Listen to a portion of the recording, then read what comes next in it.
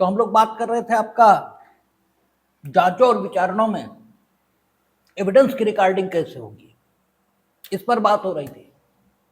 और जहां तक बात हुई थी वारंट मामलों में एविडेंस की रिकॉर्डिंग ये कैसे होगी, संबंध मामलों में वारंट एविडेंस की रिकॉर्डिंग, फिर वारंट मामलों में एविडेंस की रिकॉर्डिंग, और अब सेशन मामलों में एविडेंस की रिकॉर्डिंग कैसे होगी, इस संबंध में प्रावधान, इसकी चर्चा होनी है।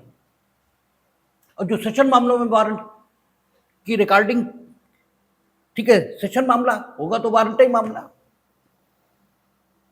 अंततः वारंट मामले दो प्रकार के हैं, एक वे जो सेशन न्यायालय द्वारा विचारणीय है और एक वे जो मजिस्ट्रेट के न्यायालय द्वारा विचारणीय है। मजिस्ट्रेट के न्यायालय द्वारा विचारणीय वारंट मामले दो कैटेगरी में डिवाइड हो जाते हैं, वो जो पुलिस रिपोर्ट पर संस्थित है और वो जो पुलिस रिपोर्ट से अन्यथा संस्थित है। लेकिन जहां तक एविडेंस की रिकॉर्डिंग का सवाल है, वो तो दोनों जगह एक ही जैसा है। लेकिन ऐसे वारंट मामले जो सेशन न्यायालय के समक्ष विचारित होंगे, उनके संबंध में अलग से प्रावधान ये बनाया गया है। तो आपका 311 वो सेशन न्यायालय के समक्ष विचारण में जो अभिलेख है साक्ष्य के अंकन का, उसको कैसे तैयार किया जाएगा, इस संबंध में प्रावधान ये कर रहा है। कहता सेशन न्यायालय के समक्ष सब विचारणों में, यानी चाहे जैसा विचारण हो, अगर वो सेशन न्यायालय के समक्ष हो रहा है, क्योंकि उसने कहा ना सेशन न्यायालय के समक्ष सब विचारणों में पुलिस रिपोर्ट पर संस्थित है, पुलिस रिपोर्ट से अन्यथा संस्थित है, ऐसा वारंट मामला है जिसे मजिस्ट्रेट ने कमिट कर दिया, लेकिन इनफैक्ट वो सेशन न्यायालय द्वारा विचारणीय नहीं था।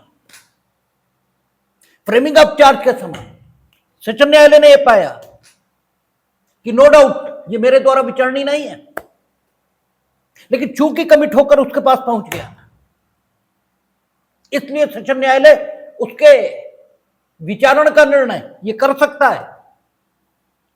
आपने पढ़ा था उस संबंध में दो विकल्प सेशन न्यायालय के समक्ष उपलब्ध थे। एक सेशन न्यायालय यह भी निर्णय कर सकता था कि वो मामले को मजिस्ट्रेट के पास रिमांड कर दे, यानी प्रति प्रेषित ये कर दे, और स्वयं विचारण करना चाहे तो वो भी कर ले, क्योंकि जो बाध्यता है सीआरपीसी की कि संहिता द्वारा अभिव्यक्त रूप से जैसा उपबंधित है उसके सिवाय सेशन न्यायालय किसी भी मामले का संज्ञान प्रत्यक्ष यानी डायरेक्ट अपने आप सीधे सीधे नहीं करेगा। तो इस संहिता द्वारा अभिव्यक्त रूप से जैसा उपबंधित है उसके सिवाय,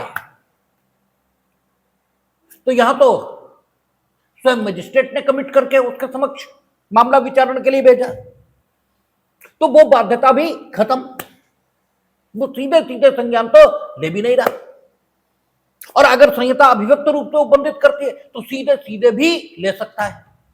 जैसा आप लोगों ने देखा था कि कुछ हाई डिग्निटरीज थे जिनकी मानहानि किए जाने की दशा में लोक अभियोजक द्वारा प्रस्तुत परिवाद पर वो सीधे संज्ञान ले सकता था। तो सेशन न्यायालय को अगर मामला कमिट होकर पहुंच गया तो वो मजिस्ट्रेट के न्यायालय द्वारा विचारणीय है अथवा सेशन न्यायालय द्वारा विचारणीय है, इस बात का कोई मतलब बचा ही नहीं। अब सेशन न्यायालय उसका विचारणा स्वयं के विचारण के लिए उपबंधित प्रक्रिया के अनुसार यह कर सकेगा। अब आपत्ति यह भी नहीं उठेगी कि यह मामला ऐसा है जो मजिस्ट्रेट के न्यायालय द्वारा विचारणीय है, इसलिए इस मामले में भले ही ठीक है मामला कमिट होकर सेशन के पास पहुंच गया, लेकिन इस विशेष मामले में मजिस्ट्रेट के न्यायालय के समक्ष विचारणा वारंट मामले का जिस ढंग से होता है उस ढंग से विचारणा होना चाहिए, ये बात ही नहीं उठेगी। आपने कमिट कर दिया, अब सेशन को उसके विचारण की अधिकारिता आ गई। मामला किस प्रकार विचारणीय था ये बात ही खत्म हो चुकी है। और सेशन न्यायालय विचारणा करेगा तो प्रक्रिया एक है, और जो प्रक्रिया एक है तो साक्ष्य के अंकन की विधि भी एक ही होनी चाहिए। ठीक है, हम सुबह भी कह रहे थे काम कोई हो, उसे करने का तरीका एक ही होता है। और अगर सूत्र काम करने का आपको समझ में आ गया तो फिर कोई काम दुनिया में असंभव नहीं है। और काम करने का सूत्र यह है कि जो कुछ कहा गया उसको पूरी तरह समझकर उसे पूरी तरह लागू करिए। अगर यह कहा गया कि सेशन न्यायालय के समक्ष जितने मामले विचारित हो रहे हैं उन सब मामलों में, तो एक बात तो तय हो गई कि इसमें से एक बात यह तय हो जाती है कि सेशन न्यायालय के समक्ष सिर्फ वे ही मामले विचारित हों जो सेशन न्यायालय द्वारा विचारणीय है, ऐसा नहीं है। इसका मतलब कुछ तो है जो इस ओर इशारा, ठीक है, विधायिका ने किया है कि सेशन न्यायालय के समक्ष विचारित सब मामलों में, ठीक है, अगर सेशन न्यायालय के समक्ष सिर्फ सेशन न्यायालय द्वारा विचारणीय मामले, इन्हीं में साक्ष्य का अंकन होगा या इन्हीं में विचारण चलेगा, तो ये सब शब्द होगा ही नहीं। ये है, इसका मतलब ये हुआ कि इसका कोई मतलब है। और जब आप लिंक करेंगे पीछे से, और लिंक तभी कर पाएंगे जबकि सीआरपीसी पूरी है, ये पहले दिन समझ में होगा। अगर आपने इसमें से इंपॉर्टेंट छांटना चाहा तो फिर होगा कुछ भी नहीं, क्योंकि सीआरपीसी पूरी है और ये पूरी की पूरी एक साथ किसी भी दांडिक विचारणा पर लागू होगी। इसे अध्ययन की सुविधा के लिए आपने पैराग्राफ पर शीर्ष ठीक है, संख्यांक लगाकर उसे एक दूसरे से अलग कर दिया, और जो संख्यांक लगाकर शीर्षक के तौर पर आपने एक दूसरे से पैराग्राफ को अलग किया, उन एक एक पैराग्राफ को आपने धारा ये कहना शुरू कर दिया। अदरवाइज सीआरपीसी तो पूरी की पूरी एक ही है। तो जब तक पीछे से नहीं पढ़ा जाएगा तब तक आगे की बातें आनी ही नहीं। इसलिए आप देखेंगे यहां क्या कहता है, सेशन न्यायालय के समक्ष सब विचारणों में, सब विचारण, इसका मतलब सेशन न्यायालय के समक्ष ऐसे विचारण भी होंगे जो सेशन न्यायालय द्वारा विचारणीय मामलों के विचारण नहीं कहे जा सकते, क्योंकि वो कहता है सेशन न्यायालय के समक्ष सब विचारणों में प्रत्येक साक्षी का साक्ष्य जैसे जैसे उसकी परीक्षा होती जाती है वैसे वैसे या तो स्वयं पीठासीन न्यायाधीश द्वारा लिखा जाएगा या खुले न्यायालय में उसके द्वारा बोलकर लिखवाया जाएगा। यानी न्यायाधीश दो तरीके अपना सकता है, और दो तरीके अपना सकता है इसका मतलब यह हो गया कि प्रेजेंस जरूरी हो गई। इसका मतलब in the absence of presiding अफसर evidence can not be recorded, क्योंकि उसने तीन तरीके एविडेंस के रिकॉर्डिंग के बताए और तीनों में पीओ का एक्टिव रोल है। ठीक है, पहला तरीका उसने क्या बताया, स्वयं लिखे। दूसरा तरीका क्या बताया, बोल बोलकर लिखवाए। ठीक है, लेकिन इन दोनों तरीकों में उसका एक्टिव रोल है। और तीसरा तरीका उसके द्वारा इस निमित्त नियुक्त न्यायालय के किसी अधिकारी द्वारा उसके निदेशन और अधीक्षण में लिखा जाएगा। यानी तीसरे तरीके में उसके एक्टिव परफॉर्मेंस को नकारा नहीं है। जो तीसरा तरीका बताया उसमें ऐसा नहीं है कि उसकी प्रत्यक्ष भूमिका ये खत्म हो गई है। हाँ, उसकी जो भूमिका है उसको सीमित जरूर किया। वो खुद बोलेगा नहीं, खुद लिखेगा नहीं, लेकिन सुपरविजन और डायरेक्शन उसी का होगा, वही बताएगा कि क्या लिखा जाए। अगर डिस्प्यूट हो जाएगा, क्योंकि डायरेक्शन है, अधीक्षण है, निर्देशन है, इसमें वो व्यक्ति जो लिख रहा है वो अपना काम करता जाएगा, लेकिन जहां पर डायरेक्शन देने की जरूरत होगी वहां पर डायरेक्शन मिलेगा, और किसकी ओर से? पीओ की ओर से। इसका मतलब विविक्षित रूप से, अभिव्यक्त रूप से सेक्शन में नहीं लिखा है कि पीठासीन अधिकारी की साक्ष्य के अभिलेखन के समय उपस्थिति होनी चाहिए, यह अभिव्यक्त रूप से नहीं लिखा है, लेकिन जो कुछ लिखा है वो संभव ही नहीं होगा अगर पीठासीन अधिकारी पीठासीन नहीं है, तो यह स्थिति आ ही नहीं सकती। जैसे सीआरपीसी पूरी पढ़ ले, कहीं यह लिखा नहीं मिलता कि अभियुक्त की विचारणा में उपस्थिति आवश्यक है, लेकिन जो स्थिति बताई है, आरोप उसे पढ़कर सुनाया और समझाया जाएगा, साक्ष्य का अंकन उसकी उपस्थिति में होगा, आहूत होने के बाद न्यायालय समुचित समझे तो उसे उपस्थिति से छूट दे सकता है। इसका मतलब ये हुआ कि प्रत्येक तिथि पर आपको व्यक्तिगत रूप से उपस्थित होना होगा। यह सामान्य कानून हुआ, हालांकि इस रूप में इसे लिखा नहीं गया कि प्रत्येक नियत तिथि पर आपको उपस्थित होना होगा, यह नहीं लिखा गया, लेकिन जो कुछ लिखा गया उसका अर्थ ऐसे ही निकलेगा। तो कहता है उसके अधिकारी द्वारा उसका निर्देशन और अधीक्षण में लिखा जाएगा। और प्रक्रिया क्या होगी? प्रक्रिया समझना जरूरी होता है, नहीं तो किसी भी बात का प्रॉपर अर्थ यह नहीं निकलता। क्या कहता है प्रक्रिया के विषय पर कि जैसे जैसे उसकी परीक्षा पूरी होती जाएगी वैसे वैसे अंकन होता जाएगा। इसका मतलब अंतराल नहीं हो सकता। साक्षी से प्रश्न हुआ, प्रश्न और उत्तर दोनों परीक्षा के भाग हैं। भाई परीक्षा उसके भाग दोनों होते हैं, प्रश्न भी उत्तर भी। साक्षी से प्रश्न हुआ, उसने जो उत्तर दिया वो पहले अंकित होगा। यह नहीं होगा कि आप ये कहें कि जितने पूछने एक साथ पूछ लो और तुम एक साथ जवाब दे दो। नो, ये तरीका नहीं हो सकता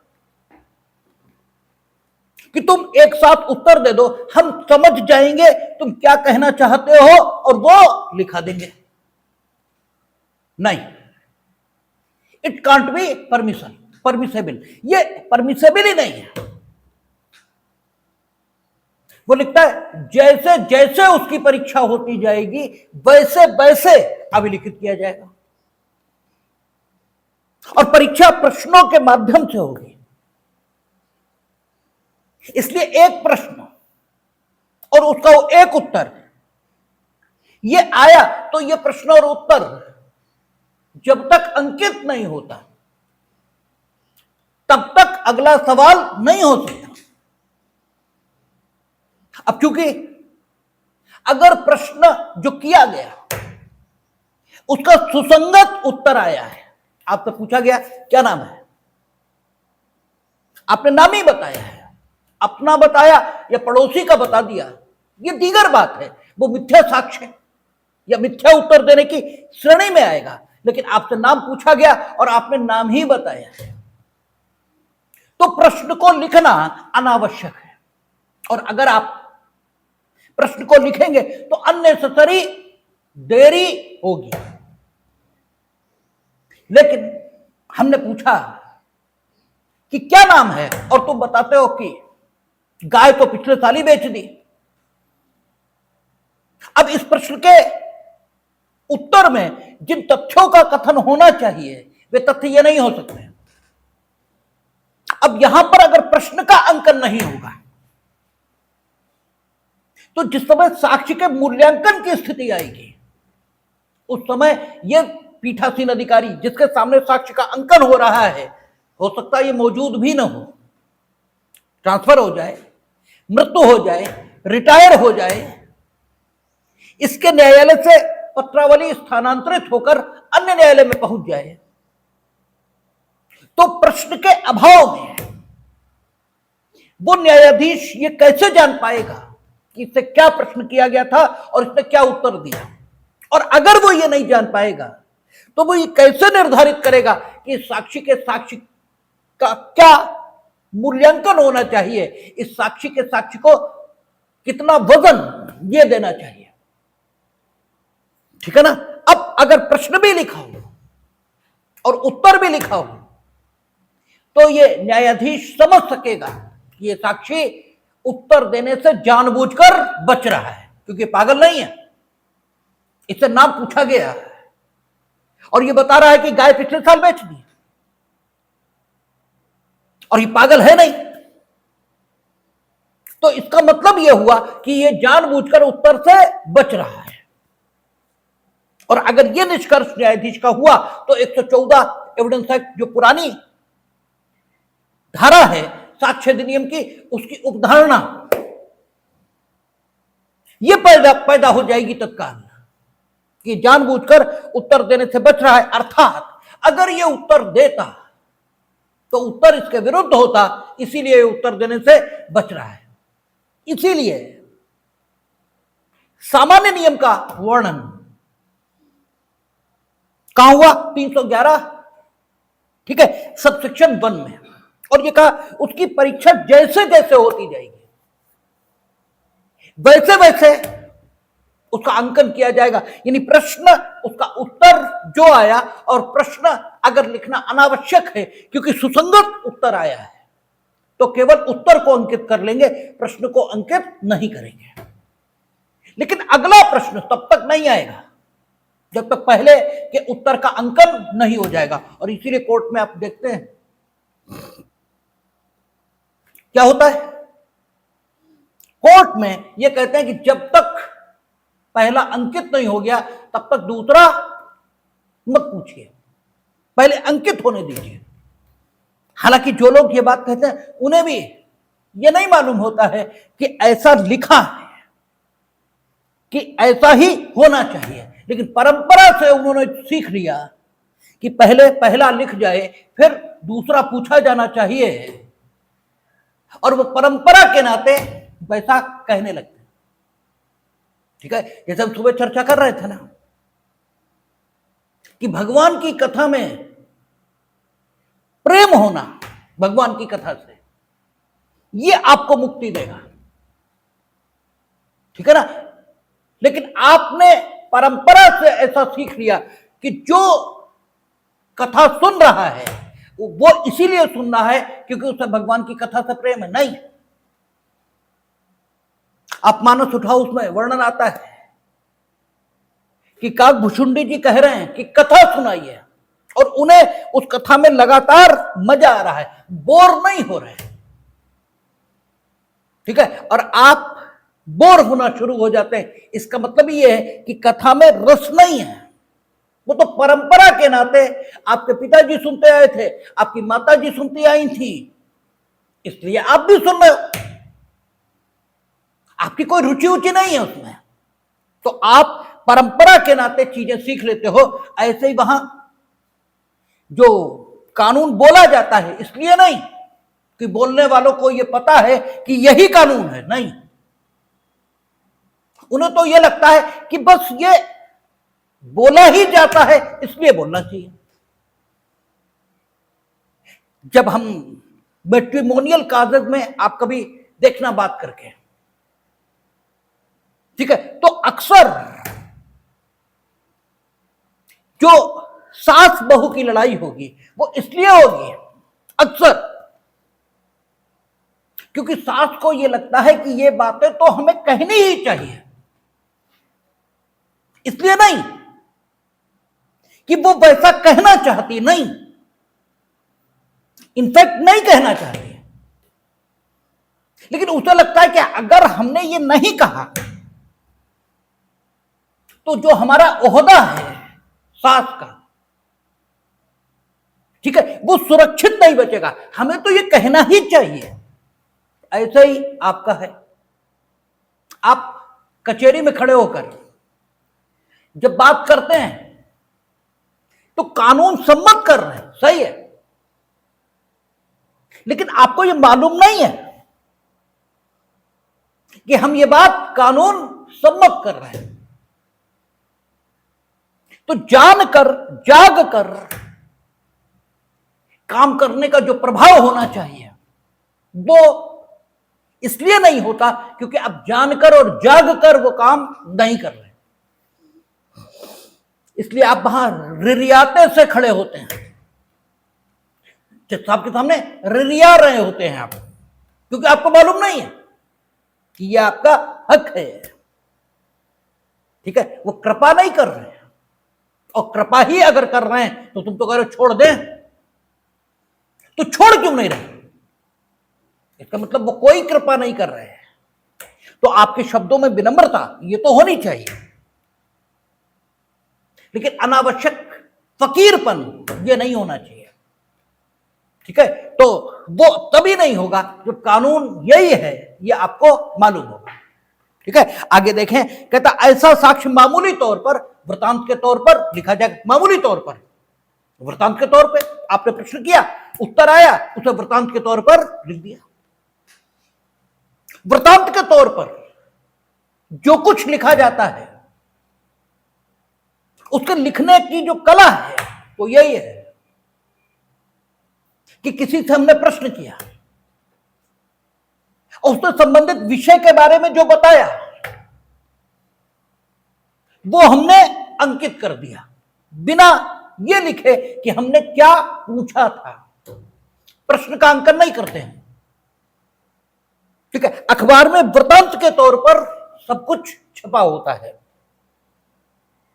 और संवाददाता ने वो प्रश्नों के माध्यम से हासिल जानकारी के आधार पर लिखा होता है, इसलिए उसे वृतांत के तौर पर अभिलेखन यह कहा जाता है। तो क्या कहता है, ऐसा साक्ष्य मामूली तौर पर वृतांत के तौर पर लिखा जाएगा, मामूली तौर पर, यानी in general course, if there is no contingency, if there is no need, कोई आकस्मिकता नहीं, कोई आवश्यकता नहीं है, तो यह कहा जाएगा कि स्थिति कैसी, परिस्थिति कैसी, मामूली, यानी साधारण तौर पर जैसा होना चाहिए वैसे ही है। तो ऐसा साक्ष्य मामूली तौर पर वृतांत के रूप में लिखा जाएगा, किंतु अगर परिस्थिति मांग कर रही है तो फिर क्या होगा, किंतु पीठासीन न्यायाधीश स्वविवेकानुसार ऐसे साक्ष्य के किसी भाग को प्रश्नोत्तर के रूप में लिख सकता है या लिखवा सकता है। ऐसे साक्ष्य के किसी भाग को पूरा साक्ष्य प्रश्नोत्तर के क्रम में लिख दिया जाए, यह भी मना नहीं है। किसी भाग में संपूर्ण भाग दिया गया और किसी भाग में संपूर्ण भाग का कोई भाग, यह भी आ गया। तो जैसी आवश्यकता हो और स्वविवेकानुसार, तो कम से कम हमें अब आप लोगों से यह अपेक्षा नहीं है कि शब्द को हम इस रूप में व्याख्यायित करें कि स्वविवेकानुसार का मतलब यह नहीं है कि न्यायाधीश महोदय जो चाहें, जुडिशियली जैसा होना चाहिए, ठीक है ना, क्योंकि शब्द को पूरी मर्यादा में पढ़ा जाना चाहिए, ठीक है ना। शब्द की जितनी मर्यादा है उस पूरी मर्यादा में उसको पढ़ा जाना चाहिए। स्वविवेकानुसार का मतलब निरंकुश इच्छा नहीं होता, ठीक है ना, विवेक निरंकुश नहीं होता। तो स्वविवेकानुसार का अर्थ ही निकलेगा कि जहां पर समुचित हो, जहां पर उचित हो, वहां पर प्रश्नोत्तर के क्रम में लिखे, वहां मामूली जो साक्ष्य के अभिलेखन का ढंग है उससे अलग हटे हैं आप। और वो हटने की जरूरत क्यों पड़ती है, इसीलिए क्योंकि विटनेस स्मार्ट बनता है। हम उससे कुछ पूछ रहे हैं, वो कह रहे हैं हमें याद ही नहीं, ये हो सकता है एक आध बात आपको याद ना हो, ठीक है ना। अभी जस्ट हमारे एक शिष्य महोदय ने यही पूछा, वो भी प्रोसिक्यूशन ही करते कि सर क्या करें, विटनेस खड़ा है सामने, हम जो बात पूछते हैं ध्यान ही नहीं, हम जो बात पूछते हैं ध्यान ही नहीं, और मना कर नहीं रहा। ठीक है, साहब कह रहे हैं कि ये होस्टाइल नहीं होगा, तो हमने कहा नहीं, तुम एप्लीकेशन दे दो कि इसे होस्टाइल डिक्लेयर किया जाए और प्रश्न उत्तर में लिखाओ, पूछो तुम्हारा नाम क्या है, कहेगा हमें ध्यान नहीं, इससे पूछो कहां से आए हो, ठीक है, जो तुम्हारे प्रश्न है वो इससे करो, ये बताए कि हमें ध्यान नहीं, कुछ भी इससे ध्यान नहीं है, और फिर एप्लीकेशन दो, अभी साहब का आदेश होगा कि ये होस्टाइल डिक्लेयर होगा, ठीक है ना। क्योंकि ये कैसे संभव है, तुम्हें कुछ भी ध्यान नहीं है, ठीक है। इसका मतलब ये है कि आप बताना नहीं चाहते, जो आपने इन्वेस्टिगेशन में बताया था हमारे आईओ को, वो अब आप बताना नहीं चाहते, और आपका ये जो न बताने की इच्छा है, इसे अभिव्यक्त करने का ढंग आपने ये अपना लिया है कि हमें मालूम ही नहीं है। इनकार के कई ढंग होते हैं, इनकार का ये ढंग थोड़ी है कि हम ऐसा नहीं करेंगे, करेंगे, हम लगातार कह रहे, लेकिन बस कर नहीं रहे, यह भी तो इनकार का ही ढंग है। एक युक्ति संगत समय के पश्चात यह माना जाना चाहिए कि हम नहीं करेंगे, ठीक है ना। तो स्वविवेकानुसार, स्वविवेकानुसार का मतलब स्वविवेक ही है, और विवेक कभी निरंकुश नहीं हो सकता।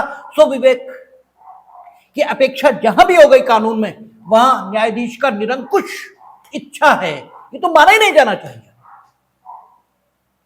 और पता नहीं आप कौन से लोग से आए हैं कि जहां स्वविवेक अनुसार लिखा होता है, आप ये मान लेते हैं कि न्यायाधीश महोदय की इच्छा है, वो चाहे तो ऐसा करे और चाहे तो ऐसा ना करे, जबकि जो शब्द है उसकी मर्यादा ही नहीं है। ये शब्द जो प्रयोग हुआ है उसी के मुताबिक तो होगा। हम तुम्हें भी कह रहे थे कि कब्र में पूछा जाएगा तुम्हारा रब कौन, तो तुम कह दोगे बस कि हमारा रब फला है, और हम मान लेंगे तुम्हारा रब फला है। हम भाई, आप जिसको अपना सुप्रीम बॉस बता रहे हैं, उसने जो भी इंस्ट्रक्शन दिए उनमें से एक भी तुमने फॉलो नहीं किया, और तुम कहते हो कि वो सुप्रीम बॉस तुम्हारा है, ये तुम बता रहे हो, इस आधार पर हम मान लें, तो यार तुमने हमें क्या बेवकूफ समझ रखा है, ठीक है। वही उर्दू में शब्द तुमने क्या हमें अहमक समझ रखा है, अहमक माने मूर्ख होता है, कि भाई तुम हमें बता दोगे हम मान लेंगे, ये कैसे हो जाएगा। जो शब्द है उसी के मुताबिक तो चलेंगे। जब अमेरिका के संविधान में बड़े वैसे शब्दों का प्रयोग हुआ है, कुछ विस्तार से कहा ही नहीं, ठीक है। तो अमेरिका की रक्षा, इसके लिए केंद्रीय विधायिका कुछ भी कर सकेगी, ठीक है। केंद्रीय विधायिका को अमेरिका की रक्षा का, ठीक है, काम सौंपा गया है, तो अमेरिका की रक्षा का काम सौंपा गया, तो खाली मिलिट्री, ठीक है, के उपयोग के माध्यम से रक्षा का काम सौंपा गया, ये कैसे पढ़ लेंगे। अगर अमेरिका को नुकसान अमेरिका की अर्थव्यवस्था में, ठीक है, गड़बड़ी पैदा करके आप पहुंचाना चाहते हो, तो उस गड़बड़ी के निराकरण के लिए जो कुछ किया जाना जरूरी है उसे करने का हक भी तो केंद्र को आ गया। भाई शब्द तो पूरे प्रभाव के साथ पढ़ा जाएगा। तो ऐसे ही जब कहा कि न्यायाधीश स्वविवेकानुसार, तो स्वविवेकानुसार का मतलब निरंकुश इच्छा, ये तो मंगल ग्रह का प्राणी वो भी नहीं लेगा इसका अर्थ। तो ये अर्थ कहां से आते हैं हम इसको समझ ही नहीं पाते। शब्द का एक नेचुरल मीनिंग है, शब्द का एक ग्रामेटिकल मीनिंग है, शब्द का एक ऑर्डिनरी मीनिंग है, और निर्वचन के नियम ये कहते हैं कि जो प्रसंग है उसमें शब्द का जो अर्थ होना चाहिए वो आप लेंगे, ठीक है। तो स्वविवेक, इसका तो ना natural meaning, ordinary meaning, grammatical meaning, कुछ भी निरंकुश इच्छा नहीं हो सकता। और निरंकुश उसी को कहते हैं, निरंकुश इच्छा बुरी इच्छा नहीं है, एक तो सबसे बड़ी दिक्कत यह है कि आप शब्दों के अर्थ ही गड़बड़ करते हैं।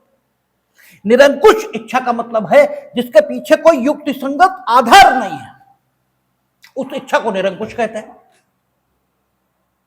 ठीक है ना। तो सुविवेकानुसार इसका अर्थ निरंकुश नहीं हो सकता। जब जरूरत लगे कि वृतांत के तौर पर नहीं, प्रश्नोत्तर के क्रम में लिखा जाना चाहिए, और जब प्रश्नोत्तर के क्रम में यानी प्रश्न भी अंकित होगा, उत्तर भी अंकित होगा। और ऐसा अक्सर वहां होता है कि जब विटनेस स्मार्टनेस पर उतरता है तो हम लोग कहते हैं कि ठीक है, हमारा सवाल लिखिए और फिर ये जो जवाब दे रहे हो वो लिख दीजिए। और वहां जो कुछ होता है उसका प्रभाव और परिणाम महीनों और सालों में आता है। इसलिए आपको तत्काल लगता है कि आपने स्मार्टनेस दिखा ली है और आपने सारे कानून को बेवकूफ बना लिया है, लेकिन आप जैसे स्मार्टों की स्मार्टनेस से निपटने के लिए कानून में सारे प्रावधान हैं, बड़े आसानी से निपट लेंगे, कोई दिक्कत नहीं। बस शर्त यह है कि आपको पता होने चाहिए वो प्रावधान, ठीक है ना। और वो प्रावधान वैसे क्यों हैं ये भी आपको मालूम होना चाहिए, ठीक है। तो आपका कहता है ऐसे लिखे गए साक्ष्य पर पीठासीन अधिकारी हस्ताक्षर करेगा और वह अभिलेख का भाग होगा। तो हस्ताक्षर तो होने चाहिए, क्योंकि आखिर यह कैसे तय होगा कि जो कुछ लिखा गया वही बोला गया था। हालांकि पीठासीन महोदय के हस्ताक्षर भी ये प्रमाणित नहीं करते कि जो बोला गया वही लिखा गया, लेकिन फिर भी न्यायाधीश चूंकि कहीं तो आप विश्वास करेंगे ही तो उस पर किया जाएगा, लेकिन फिर भी प्रक्रिया सावधानी बरत रही है। सिर्फ न्यायाधीश महोदय के हस्ताक्षर यहीं से प्रक्रिया समाप्त नहीं हो रही। आगे देखें, आगे क्या कहती है। एक तो साक्ष्य के अभिलेख की भाषा, सबसे पहले लैंग्वेज, ठीक है ना, क्योंकि भाषा यह भी बहुत महत्वपूर्ण है। आप साक्ष्य के अभिलेख की कोई भाषा नहीं अपना सकते। नॉर्मल तौर पर वो भाषा होनी चाहिए जिसमें विटनेस ने डिपोज किया, ठीक है, जिसमें साक्षी ने साक्ष्य दिया। सबसे अच्छा तो यह हो कि अंकन उसी भाषा में हो, सबसे बेहतर तो यह हो, क्योंकि एक भाषा में एक शब्द का जो अर्थ होता है दूसरी भाषा में उसी शब्द का कोई दूसरा अर्थ यह भी हो सकता है। तो सबसे बेहतर तो यह है कि अंकन उसी भाषा में हो जिस भाषा में साक्षी ने साक्ष्य दिया। लेकिन कई बार यह भी हो सकता है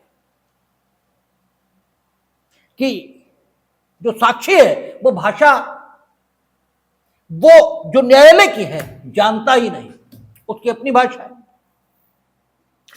रेल के अंदर अपराध हुआ, जिस डिब्बे में हुआ उसमें सब बंगाली बैठे थे, ठीक है। तमिलनाडु के निवासी के साथ अपराध हुआ, ट्रेन उस समय मद्रास में खड़ी थी, लोकल जुडिक्शन मद्रास के कोर्ट को आ गया, ट्रायल वहां चलेगा, वहां सब तमिल जानते हैं, ये सब बंगाली जानते हैं, ठीक है। कैसे हो, इसलिए रिलैक्सेशन देने जरूरी है, लेकिन सामान्य नियम यही होना चाहिए कि जिसमें डिपोज करे उसी में लिखा जाए। लेकिन फिर भी अभिलेख की भाषा के संबंध में प्रावधान किया जाना ठीक है और जरूरी है, इसलिए करता है कि साक्ष्य के अभिलेख की भाषा प्रत्येक मामले में जहां साक्ष्य धारा 310 या 311 के अधीन लिखा जाता है, यानी वारंट मामले और सेशन मामले, ठीक है, गंभीर मामले हैं चूंकि, इसलिए स्पेशल कंसर्न है किसका, लेजिस्लेचर का। कहता है प्रत्येक मामले में जहां साक्ष्य धारा 310 या 311 के अधीन लिखा जाता है वहां यदि साक्षी न्यायालय की भाषा में साक्ष्य देता है तो सबसे बेहतर यही है, न्यायालय की भाषा, तो उसे उसी भाषा में लिखा जाएगा। फिर आप अंग्रेजी और हिंदी इसका प्रयोग नहीं कर सकते, ठीक है। आप बहुत अंग्रेजी दां बनकर जिला न्यायालय में अंग्रेजी हौंकना शुरू कर दिए, नो, ये नहीं होगा, ठीक है। आप हो अंग्रेजी जानते हो, इससे कोई मतलब नहीं। अगर साक्षी न्यायालय की भाषा में साक्ष्य दे रहा है तो आप उसी भाषा में उसे लिखेंगे। फिर यू हैव नो ऑप्शन, कोई ऑप्शन नहीं है, ना पीठासीन अधिकारी के पास, किसी के पास नहीं है, ठीक है, यदि वह किसी अन्य भाषा में साक्ष्य देता है जो न्यायालय की भाषा नहीं है, ठीक है, तो उसे यदि साध्य हो, ठीक है, तो जिस भाषा में लिखा, यदि साध्य हो तो उसी भाषा में लिखा जा सकेगा। ठीक है, अगर बंगाली जानने वाला वहां है और बंगाली में वो साक्ष्य दे रहा है, तो यदि साध्य हो तो उसी भाषा में लिखा जा सकेगा। ठीक है, और यदि ऐसा करना साध्य न हो तो जैसे जैसे साक्ष्य की परीक्षा होती जाती है वैसे वैसे साक्ष्य का न्यायालय की भाषा में सही अनुवाद तैयार किया जाएगा। जैसे जैसे उसकी परीक्षा होती जाती है वैसे वैसे न्यायालय की भाषा में उसका सही अनुवाद तैयार किया जाएगा। कैसे होगा ये? अनुवादक बुलाना पड़ेगा। ठीक है, अनुवादक बुलाना पड़ेगा और प्रश्न हम अनुवादक से करेंगे क्योंकि वही कर सकता है। प्रश्न तो हम साक्षी से ही करेंगे लेकिन अनुवादक उसे ट्रांसलेट करके उसे बताएगा। फिर वो जो बताएगा वो अनुवादक हमें बताएगा कि ये कह रहा है। और जब तक ये प्रश्न और उत्तर वृत्तांत के तौर पर मामूली रूप में लिख न जाए और एक्स्ट्रा ऑर्डिनरी सिचुएशन में प्रश्नोत्तर के क्रम में जब तक लिख न जाए तब तक अगला प्रश्न नहीं होगा। और ये वहां रोज होता है, रोज होता है। रोज से मेरा मतलब हफ्ते में एक आध तो ऐसा आ ही जाता है। गूंगे के साथ अपराध नहीं होगा, ये तो कहीं लिखा नहीं। ठीक है ना, बहरे के साथ अपराध नहीं होगा, ये तो कहीं लिखा नहीं। ठीक है, अनपढ़ के साथ अपराध नहीं होगा, ये कहीं नहीं लिखा। बंगाली, तमिल, कन्नड़, उर्दू बोलने वालों के साथ अपराध सिर्फ उन्हीं क्षेत्रों में होंगे जहां इस प्रकार के भाषाभाषी लोग रहते, ये भी नहीं है। और यहां शाहजहांपुर, यहां तो पश्चिम बंगाल से महिलाएं खरीद कर लाने का प्रचलन है, यह तो खूब आती हैं। और पश्चिम बंगाल से जो महिला खरीद कर लाई जाएगी ब्याह करने, उसकी आर्थिक दशा घर की कैसी होगी, इसका अनुमान लगाइए। ठीक है, और वो अक्सर बंगाल के रिमोट एरियाज की रहने वाली होती है, कतई ठेठ बंगाली जिसे बोलते हैं वो बोल रही होती है। और ट्रायल यहां चलेगा क्योंकि उनके साथ अपराध यहां शाहजहांपुर जिले में होता है। अब वो कुछ भी नहीं समझ रहे हैं और पीड़िता वही है। हमारे लिए सबसे महत्वपूर्ण साक्ष्य उसी का है। उसके साक्ष्य के बिना तो हम एक इंच आगे नहीं बढ़ सकते। और यहां जो शाहजहांपुर में बंगाली रहते हैं वो भी उसकी बात नहीं समझ पाते हैं, कई बार नहीं समझ पाते हैं, क्योंकि ये शहरी बंगाली बोल रहे होते हैं, वो ग्रामीण बंगाली बोल रही होती है। ठीक है, तो ये दिक्कतें आती हैं, ये तो रोज ही वहां फेस होती है। ठीक है, पास्को में गूंगी लड़की है, गूंगी बच्ची है, गूंगा बच्चा है। और अक्सर बच्चे जो इस प्रकार के एबनॉर्मलिटीज से ग्रस्त हैं उनके साथ ये अपराध ज्यादा होते हैं, क्योंकि लोग तो बहुत ही नीच हैं।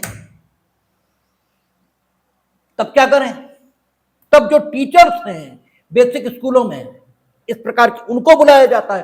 वो हम प्रश्न उनसे करते हैं, वो उनसे करते हैं, वो बताते हैं जो। ठीक है, तो जैसे जैसे उसकी परीक्षा होगी वैसे वैसे अभिलिखित होगा। ठीक है, सही अनुवाद तैयार किया जाएगा। और ट्रांसलेटर के संबंध में आगे प्रोविजन आएंगे, देखेंगे हम लोग। ठीक है, तो कहता है वैसे वैसे साक्ष्य का न्यायालय की भाषा में सही अनुवाद तैयार किया जाएगा और फिर उस पर मजिस्ट्रेट या पीठासीन अधिकारी द्वारा हस्ताक्षर किए जाएंगे और वह अभिलेख का भाग होगा। उस दशा में जिसमें साक्ष्य खंड खा के अधीन न्यायालय की भाषा से भिन्न किसी भाषा में लिखा जाए, ठीक है ना, जब न्यायालय की भाषा से भिन्न किसी भाषा में लिखा जा सकना साध्य था और ठीक है न्यायालय से भिन्न भाषा में साक्ष्य लिख दिया गया, क्योंकि साध्य भी था, जिसे अंकन करना था पीठासीन अधिकारी वो भी वहीं का था। भाई भारत तो संपूर्ण एक है, हो सकता है यहां तमिल जानने वाला पीठासीन अधिकारी बैठा हो, जानता है, उसे खुद लिखना था, लिख दिया उसने। ठीक है ना, तो अगर खंड खा के अधीन न्यायालय की भाषा से भिन्न भाषा में साक्ष्य का अभिलेख तैयार हुआ है तो फिर न्यायालय की भाषा में उसका अनुवाद भी तो होना ही चाहिए, ठीक है। नहीं तो तुम तो चले जाओगे, डिसाइड कर हो सकता कोई और करे और उसे वो भाषा आती ना हो, ठीक है ना। तो अनुवाद कहता है न्यायालय की भाषा से भिन्न किसी भाषा में लिखा जाए, न्यायालय की भाषा में उसका सही अनुवाद यथाशीघ्र, ठीक है, तैयार किया जाएगा। टाइम मेंशन नहीं किया है, बस केवल इतना कहा एज सून एज पॉसिबल, और उस पर मजिस्ट्रेट या पीठासीन न्यायाधीश हस्ताक्षर करेगा और वह अभिलेख का भाग होगा। यानी ट्रांसलेशन जो होकर आएगा उस पर भी हस्ताक्षर होंगे। परंतु जब खंड खा के आदि साक्ष्य अंग्रेजी में लिखा जाता है, मान लीजिए न्यायालय की भाषा हिंदी है और जो फॉरनर है वो विटनेस है, साक्षी कौन, वो अंग्रेजी के सिवा कुछ जानते ही नहीं, ठीक है। और अंग्रेजी जानने वाले बहुतायत से सब जगह मिल जाते हैं, उसने जो बोला वो लिख दिया गया। लेकिन न्यायालय की भाषा अंग्रेजी नहीं है, ठीक है ना। तो साक्ष्य तो अंग्रेजी में आ गया, यानी न्यायालय की भाषा में नहीं है, लेकिन उसी भाषा में लिख दिया गया। तो फिर क्या, परंतु जब खंड खा के आदि साक्ष्य अंग्रेजी में लिखा जाता है और न्यायालय की भाषा में उसके अनुवाद की किसी पक्षकार द्वारा अपेक्षा नहीं की जाती है, क्योंकि अपेक्षा कर दी जाए तो की जाएगी, किया जाएगा ट्रांसलेट, ठीक है ना, न्यायालय की भाषा में। लेकिन अगर पक्षकार अपेक्षा नहीं करते हैं, नॉर्मली वकीली होते हैं दोनों ओर से, और इतनी अंग्रेजी वकीलों को कम से कम आती होती है कि वो साक्ष्य पढ़ लें, लेकिन वकील का रिप्रेजेंटेशन हो ही ये आवश्यक तो नहीं है। हालांकि अब तो फ्री वकील भी मिलेगा राज्य की ओर से, लेकिन कोई कहता हमें लेना ही नहीं, तो फिर जबरदस्ती थोड़े राज्य की ओर से वकील मिलेगा, ये प्रावधान थोड़ी है, ठीक है ना। तो 1% इस बात की संभावना है कि पक्षकार ऐसा चाहते हो कि अंग्रेजी में भी साक्ष्य यदि है तो उसका अनुवाद हमें दिया जाए। तो उनका ध्यान रखकर भी लिखा है कि यदि किसी पक्षकार द्वारा अपेक्षा नहीं की जाती है तो न्यायालय ऐसे अनुवाद से अभिमुक्ति दे सकता है। इसका मतलब अगर अपेक्षा की जाती है तो अभिमुक्ति नहीं देगा। यह न्यायालय की भाषा के संबंध में प्रावधान दिखे। फिर कहता जब ऐसा साक्ष्य पूरा हो जाता है तब उसके संबंध में प्रक्रिया। कैसा साक्ष्य, जैसा ऊपर लिया जा रहा है, ठीक है, जो न्यायालय की भाषा से भिन्न भाषा में या न्यायालय की भाषा में भी है, ठीक है। तो आप से अपेक्षित क्या था कि जैसे जैसे पूरा होता जाए वैसे वैसे लिखिए। ये तो लिखा नहीं कि जैसे जैसे लिख लिया जाएगा वैसे वैसे पढ़कर भी सुनाया जाएगा अभियुक्त को कि हमने वही लिखा है जो तुमने बोला था। ये तो लिखा नहीं। तुमने मीनिंग देयर बाय साक्षी ने बोला था, ये तो लिखा नहीं, ठीक है। इतना ही लिखा है कि जैसे जैसे पूरा होता जाएगा वैसे वैसे लिखा जाएगा। अब साक्षी को कैसे पता लगे कि जो उसने बोला था वही लिखा गया है, ठीक है। तो क्या लिखा है कि जब ऐसा साक्ष्य पूरा हो जाता है तब उसके संबंध में प्रक्रिया। जैसे जैसे प्रत्येक साक्षी का साक्ष्य जो धारा 310 या 311 के अधीन लिया जाए पूरा होता जाता है, वैसे वैसे वह यदि अभियुक्त हाजिर हो तो उसको, या यदि वह अधिवक्ता द्वारा हाजिर हो तो उसको उसके अधिवक्ता की उपस्थिति में साक्षी को पढ़कर सुनाया जाएगा। यानी एक ही सेक्शन में सारी चीजें उन्होंने पूरी कर दी। अभियुक्त भी रहेगा, उसका अधिवक्ता है तो वो रहेगा, और उन दोनों की उपस्थिति में अभियुक्त को पढ़कर सुनाया, वो साक्षी को पढ़कर सुनाया जाएगा। और यदि आवश्यक हो तो शुद्ध किया जाएगा। यानी साक्षी अगर कहता है कि नहीं नहीं ये नहीं बोला था ये बोला था, तो यदि आवश्यक हो तो शुद्ध किया जाएगा। शुद्ध करने की प्रक्रिया क्या होगी वो भी आगे दी है, ठीक है। शुद्ध किया जाएगा, ये नहीं कि फट से काटा हो वो लिख दिया। साक्षी बहुत हम झूठ बोल सकते हैं, वास्तव में उन्होंने नहीं कहा, उसने बिल्कुल सही लिखा है और तुम बता रहे हो हमने ये कहा ही था, नहीं था, या हमने ये कहा था। तो शुद्ध करने की प्रक्रिया क्या होगी वो भी आगे है। लेकिन फिलहाल एक सामान्य नियम प्रतिपादित हुआ कि किनकी उपस्थिति में और किस प्रकार साक्ष्य के पूरे हो जाने पर प्रक्रिया को अपनाया जाएगा। अब सोचो कितना इम्पार्शियल ट्रायल को सुनिश्चित करने की कोशिश हुई है। हालांकि यूजुअली इस सेक्शन की कंप्लायंस वहां नहीं होती, लेकिन वो इसलिए नहीं होती क्योंकि इंप्लाइडली सब मानते हैं कि बिल्कुल ठीक ही लिखा है, और वाकई ठीक ही लिखा होता है। हालांकि यह भी सार्वभौमिक सत्य नहीं है, कुछ बहुत नीच टाइप के भी लोग होते हैं, लेकिन यूजुअली वहां ठीक ही लिखा होता है। इसलिए इस इंप्लाइड एश्योरेंस पर कि सब कुछ ठीक ही है, इस प्रक्रिया का कंप्लायंस नहीं होता। अदरवाइज अगर आपत्ति उठ जाएगी तो फिर होगा, इसीलिए तो प्रक्रिया है। ठीक है, तो क्या कहता है, यदि साक्षी साक्ष्य के किसी भाग की शुद्धता से उस समय इनकार करता है। अब शुद्धता की प्रक्रिया बताने लगे, यदि आवश्यक हो तो शुद्ध किया जाएगा। अब शुद्धता की प्रक्रिया बता रहे हैं कि कैसे शुद्ध होगा। कहता है, यदि साक्षी साक्ष्य के किसी भाग की शुद्धता से उस समय इनकार करता है जब वह उसे पढ़कर सुनाया जाता है, तो मजिस्ट्रेट या पीठासीन न्यायाधीश साक्ष्य को शुद्ध करने के बजाय उस पर साक्षी द्वारा उस बाबत की गई आपत्ति का ज्ञापन लिख सकता है और उसमें ऐसी टिप्पणियां जोड़ सकता है जो वह आवश्यक समझे। यानी सारी फैसिलिटी दे दी, और किसको दी? कोर्ट को दी, और कोर्ट पर विश्वास करना ही होगा। अगर उसे लगता है कि शुद्ध कर देना चाहिए, सब राजी हैं कि हाँ बोला तो यही था, बाई चांस गलती हो गई है, ये लिख गया है, तो कुछ नहीं, तो शुद्ध कर दो, कोई दिक्कत नहीं। लेकिन सब कह रहे हैं कि ये कतई नहीं कहा था। ठीक है, और तुम अब कह रहे हो कि हमने ये कहा था। ठीक है, अरे भाई कोई तो कहे, तुम ही अकेले सत्यवादी हो, बाकी सब झूठे ही खड़े हैं। ठीक है, तो न्यायाधीश क्या करेगा? आपकी आपत्ति का ज्ञापन लिख देगा। ठीक है, अच्छा आधे इस फेवर में है कि कहा था, आधे इस फेवर में है कि नहीं कहा था। ठीक है, तो टिप्पणी जोड़नी जरूरी हो सकती है कि भाई हमारे निर्देशन में लिखा गया, मुझे ध्यान नहीं पड़ता कि ऐसा कहा, लेकिन सारे लोग कह रहे हैं कि ऐसा कहा। ठीक है, वो टिप्पणी जोड़नी क्यों जरूरी है? क्योंकि जब साक्ष्य का इवेल्युएशन होगा तो इस साक्ष्य को किस रूप में पढ़ा जाए, ठीक है, उस रूप में पढ़ने में वो टिप्पणी सहायक होगी।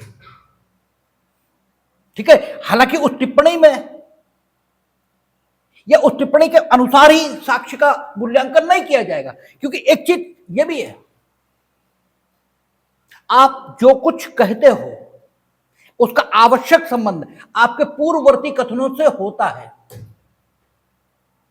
ठीक है ना? हमने आपसे पूछा क्या कपड़े पहनकर आए थे, ठीक है, तो आपने बताया पैंट शर्ट।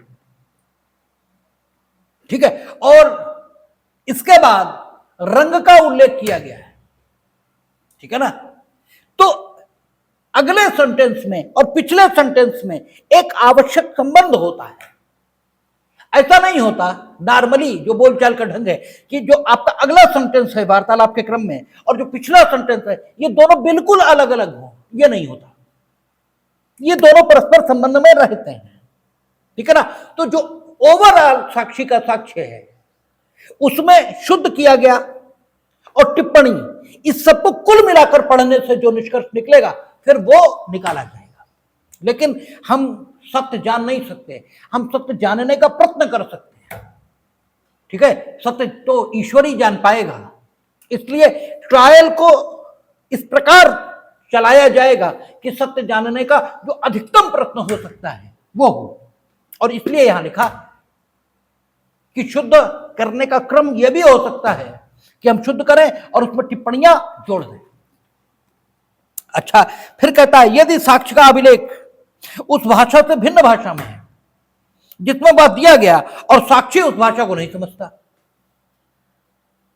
ठीक है, साक्ष्य का अभिलेख साक्षी ने जिस भाषा में साक्ष्य दिया उसमें नहीं है, अनुवादक के माध्यम से लिखा गया और साक्षी उस भाषा को जानता ही नहीं। ठीक है, वो तो नहीं जानता है, तब फिर क्या होगा? तो उसे उस ऐसे अभिलेख का भाषांतर उस भाषा में जिसमें वह दिया गया है अथवा जिस भाषा में उस भाषा में जिसे वह समझता हो सुनाया जाएगा।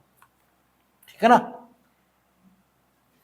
उस भाषा में जिसमें उसने दिया है वो, ठीक है, उस भाषा में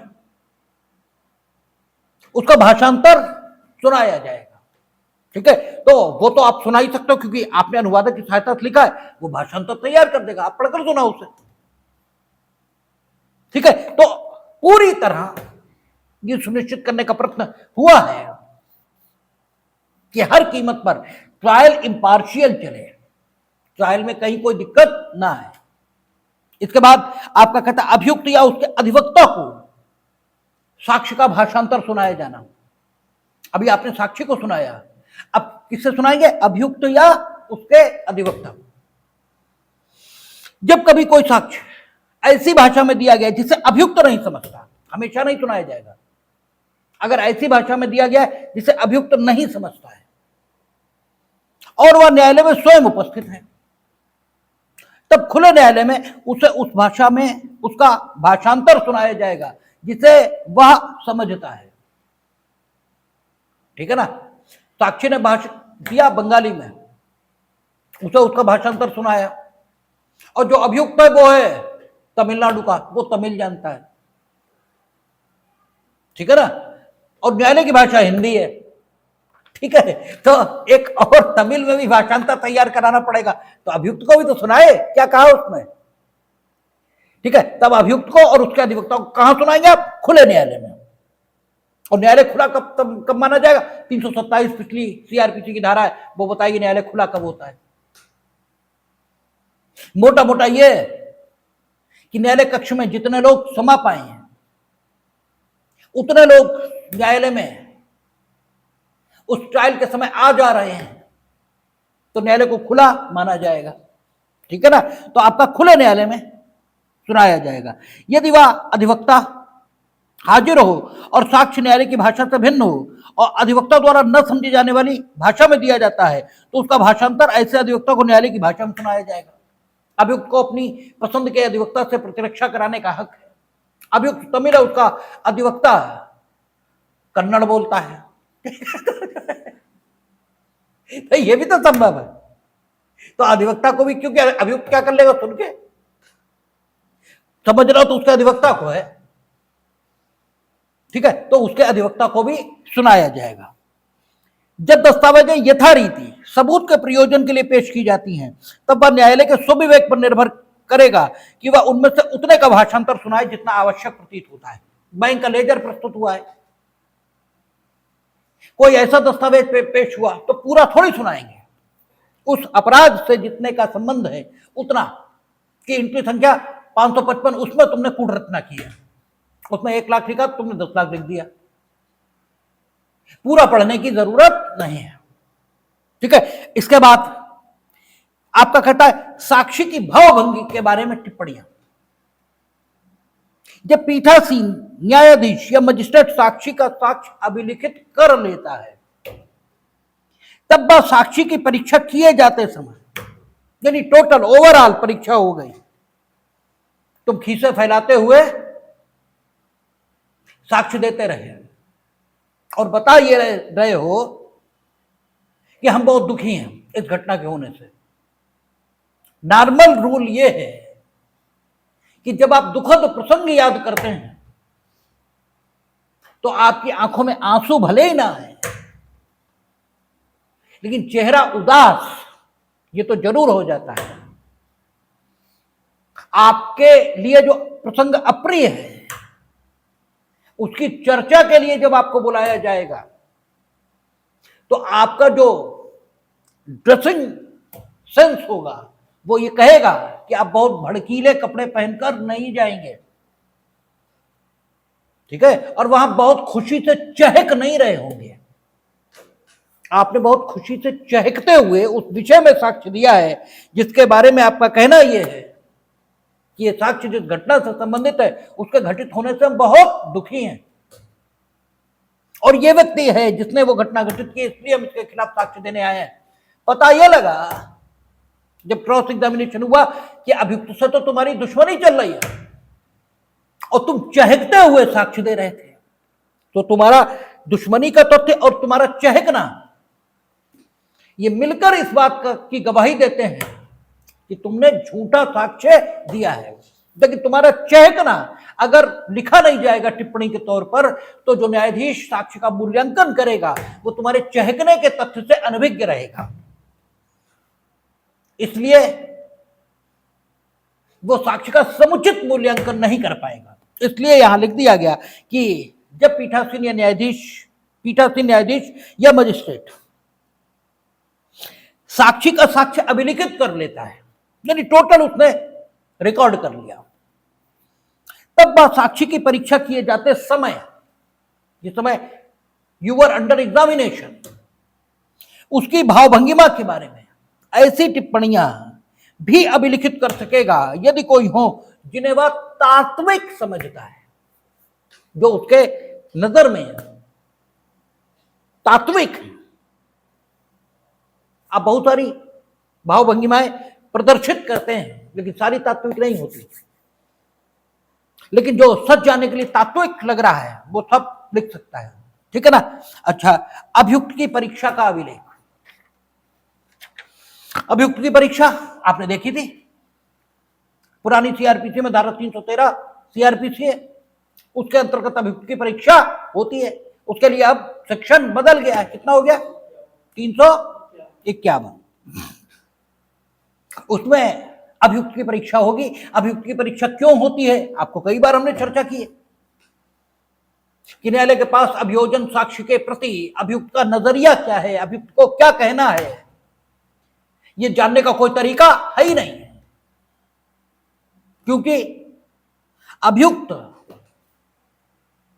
स्वयं को साक्षी के तौर पर प्रस्तुत न करे तो न्यायालय उसे साक्षी के तौर पर परीक्षित करने के लिए स्वयं के स्तर पर कोई कार्रवाई नहीं कर सकता। तो अभियोजन साक्ष्य के समाप्ति के पश्चात अभियोजन ने जो साक्ष्य प्रस्तुत किया है उसके प्रति अभियुक्त क्या कहना चाहता है, ये जानने के लिए ही अभियुक्त की परीक्षा है। और जब हम लोग 351 पर जाएंगे तब देखेंगे कि परीक्षा कैसे होती है, वो देखा जाएगा। लेकिन अभियुक्त की परीक्षा जब न्यायालय चाहे तब कर सकता है, और जितनी बार चाहे उतनी बार कर सकता है, लेकिन अभियोजन का साक्ष्य समाप्त होने के उपरांत आवश्यक रूप से करेगा, ठीक है। तो अभियोजन साक्ष्य समाप्त होने के पश्चात होने वाली आवश्यक परीक्षा वो करे या अपनी इच्छा से उसकी परीक्षा करे। तो अगर परीक्षा का अभिलेख तैयार नहीं होगा तो जिसने परीक्षा की उसके स्थानांतरित आदि हो जाने की दशा में अगले पीठासीन अधिकारी को अभियुक्त का उन्हीं तथ्यों के बारे में पक्ष जानने के लिए जिन तथ्यों के बारे में उसकी परीक्षा हो चुकी है उसकी पुनः परीक्षा करने के अलावा कोई चारा बचेगा ही नहीं। और ये रिपीटेशन अननेसेसरी ट्रायल में डिले ये कारित करेगा, इसलिए टू अवॉइड दैट डिले अभियुक्त की परीक्षा जब भी आप करेंगे तो उसका अभिलेख तैयार करेंगे। अब अभिलेख तैयार होगा तो अभिलेख की भाषा ये क्या हो, ठीक है, परीक्षा का तरीका ये क्या हो, ठीक है, प्रश्न किया जाएगा उसका उत्तर लिखा जाए क्या हो, ये सारा कुछ कहां दिया 316। पहले ये सेक्शन कितना था 282 था, हाँ ठीक 281। अच्छा, तो कहता है जब कभी अभियुक्त की परीक्षा किसी मजिस्ट्रेट या सेशन न्यायालय द्वारा की जाती है तब उससे पूछे गए प्रत्येक प्रश्न और उसके द्वारा दिए गए प्रत्येक उत्तर सहित ऐसी सब परीक्षा स्वयं पीठासीन न्यायाधीश या मजिस्ट्रेट द्वारा जहां वह किसी शारीरिक या अन्य असमर्थता के कारण ऐसा करने में असमर्थ है वहां उसके द्वारा इस निमित्त नियुक्त न्यायालय के किसी अधिकारी द्वारा उसके निदेशन और अधीक्षण में पूरे तौर पर अभिलिखित की जाएगी। प्रश्न भी लिखे जाएंगे, वो जो उत्तर देगा वो भी लिखे जाएंगे, और किसके द्वारा लिखे जाएंगे, स्वयं न्यायाधीश के द्वारा लिखे जाएंगे या पीठासीन अधिकारी के द्वारा लिखे जाएंगे। और वो असमर्थ है किसी कारण से तो उसके सुपरविजन और डायरेक्शन में उसके द्वारा नियुक्त अधिकारी द्वारा लिखे जाएंगे। इसलिए कचहरी में आप देखेंगे 313 का जो एग्जामिनेशन होता है वो अक्सर पीओ अपनी हैंडराइटिंग में ही लिखते हैं, और वो नहीं तो उनका पेशकार इसके सिवा कोई नहीं लिखता, इसके सिवा कोई लिख ही नहीं सकता। और सारे प्रश्न लिखे होते हैं, जो कुछ अभियुक्त कहता है वो सब अंकित किया जाता है। यही ढंग है उसके लिखने का। अभिलेख यदि साध्य हो तो उस भाषा में होगा जिसमें अभियुक्त की परीक्षा की जाती है, या यदि साध्य न हो तो न्यायालय की भाषा में। ठीक है, वैसे तो अभियुक्त की परीक्षा उसी भाषा में लिखी जाए जिस भाषा में अभियुक्त की परीक्षा की गई। बंगाली है, बंगाली में लिखो। साध्य नहीं है क्योंकि पीठासीन अधिकारी जानता ही नहीं। न्यायालय की भाषा वो भाषा नहीं, तो न्यायालय की भाषा। यानी प्रश्न उत्तर दोनों का अंकन न्यायालय की भाषा में होगा, और उत्तर पूछने के लिए वही अनुवादक और सारी चीजें वैसे ही बुलाएंगे, पूछेंगे, लिखेंगे। अभिलेख अभियुक्त को दिखा दिया जाएगा या उसे पढ़कर सुना दिया जाएगा। इसीलिए वहां क्या करते हैं, कॉपी दे देते हैं, कहते हैं कि कॉपी ले लो, यहीं बैठ के उत्तर लिख दो। क्योंकि क्या लिखा है, लिखा है कि अभिलेख अभियुक्त को दिखा दिया जाएगा, यह पढ़कर सुना दिया जाएगा, या यदि वह उस भाषा को नहीं समझता जिसमें वह लिखा गया है तो उसका भाषांतर उसे उस भाषा में जिसे वह समझता है सुनाया जाएगा, और अपने उत्तरों का स्पष्टीकरण करने या उसमें कोई बात जोड़ने के लिए वह स्वतंत्र होगा। कुछ जोड़ना चाहता है अपनी बात में तो जोड़ दे, हम तो उसका पक्ष जानना ही चाहते हैं। जितने विस्तार से अपना पक्ष रखना चाहे उतने विस्तार से रखे, क्या दिक्कत है। ठीक है, फिर कहता तब उस पर अभियुक्त और मजिस्ट्रेट, यानी अभियुक्त का भी सिग्नेचर होगा, मजिस्ट्रेट या पीठासीन न्यायाधीश हस्ताक्षर करेंगे, और मजिस्ट्रेट या पीठासीन न्यायाधीश अपने हस्ताक्षर से प्रमाणित करेगा कि उसकी उपस्थिति में की गई थी यानी परीक्षा, और उसने सुना था। अभिलेख में अभियुक्त द्वारा किए गए कथन का पूर्ण और सही वर्णन है। ये सर्टिफिकेट नीचे लिखा रहता है वहां। परंतु यह कि जहां अभियुक्त अभिरक्षा में है वहां इलेक्ट्रॉनिक संसूचना के माध्यम से उसका परीक्षण किया जाता है, तो ऐसे परीक्षण से 72 घंटे के भीतर उसके हस्ताक्षर लिए जाएंगे। हस्ताक्षर लेने का तरीका एक ऑडियो वीडियो से एग्जामिनेशन हो गया। ठीक है, अब एग्जामिनेशन उस तक कैसे जाए, उसके हस्ताक्षर लिए जाएंगे ना। तो नॉर्मली क्या करते हैं, यहां से थ्रू ईमेल वहां भेजा जाता है जहां वो बैठा हुआ है। अब सॉफ्टवेयर जो सॉफ्ट कॉपी है, सॉफ्ट कॉपी इस पे आएगी ईमेल पे, फिर उसकी हार्ड कॉपी निकालते हैं और हार्ड कॉपी पर सिग्नेचर वो वहां करेगा, और फिर वो हार्ड कॉपी थ्रू रजिस्ट्री यहां आती है और वो पत्रावली में शामिल कर दी जाएगी। इसके लिए उसका सिग्नेचर ऑप्ट करने का मालूम पड़ा कनेक्शन ही चला गया, इंटरनेट ही गड़बड़ हो गया, ठीक है, कुछ और हो गया, तो इसीलिए 72 घंटे की अवधि इसके लिए रखी गई है। लेकिन वो तुरंत ही जाता है। ठीक है, तो कहता है 72 घंटे के भीतर उसके हस्ताक्षर लिए जाएंगे। और इस धारा की कोई बात संक्षिप्त विचारणा के अनुक्रम में अभियुक्त व्यक्ति की परीक्षा को लागू होने वाली न समझी जाएगी। आपने देखा था जब समरी ट्रायल या समन ट्रायल चल रहे थे तब भी अभियुक्त की परीक्षा की जानी थी, लेकिन वहां अभियुक्त की परीक्षा कैसे की जाएगी वो वही लिखा है। ठीक है ना, वारंट ट्रायल या सेशन ट्रायल में कैसे की जाएगी उसको ये लागू होगा। वहां जो अभियुक्त की परीक्षा होगी उसी ढंग से होगी जैसा वहां लिखा है। तो यह आपका अभियुक्त की परीक्षा तक हुआ। उम्मीद हम करते हैं कि कल हम इस चैप्टर को खत्म कर लेंगे। बाकी भगवान जी की इच्छा, जैसा होगा देखा जाएगा।